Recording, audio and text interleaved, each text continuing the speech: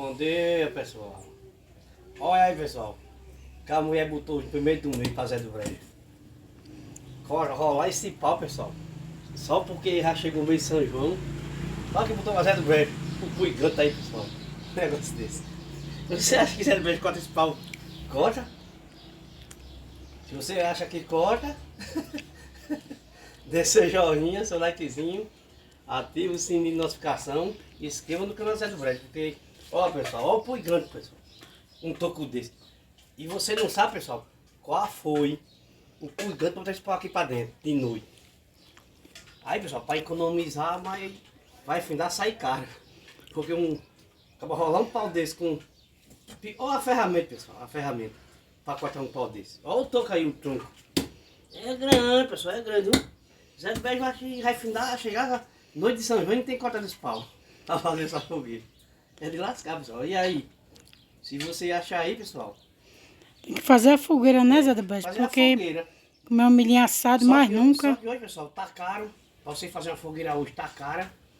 Esse toco tava ali num canto ali meio reservado. Eu acho, pessoal, tem um bocado de gente que tava de olho pra pegar ele. Mas eu fui, Zé Brejo foi mais perto um pouquinho. Usou uma inteligênciazinha um pouquinho na cabeça e pegou ligeiro. Pegou uns amigos dele aqui de noite. Deu trabalho, pessoal, passar no canto desse aqui. Mas não botou ele pra dentro. Foi uma arruma. Bem uns 10. Vai fazer a fogueira pra comer milho, é? É, veio para com o Emílio. E pessoal, faz 2 anos. 2 anos que nem a gente não fez fogueira.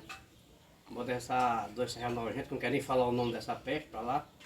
Que fique pra lá, não venha mais nunca no mundo. E pessoal, e aí esse ano eu acho que todo mundo vai fazer uma fogueirazinha. E vai ter o milhozinho do São João, né?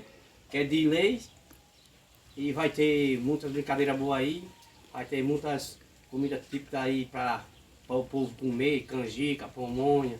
Tudo vai ter que, esse ano tudo vai ser diferente. E vamos pedir para Deus, para todo mundo com saúde. Para todo mundo estar com saúde. E Zé do Brejo também.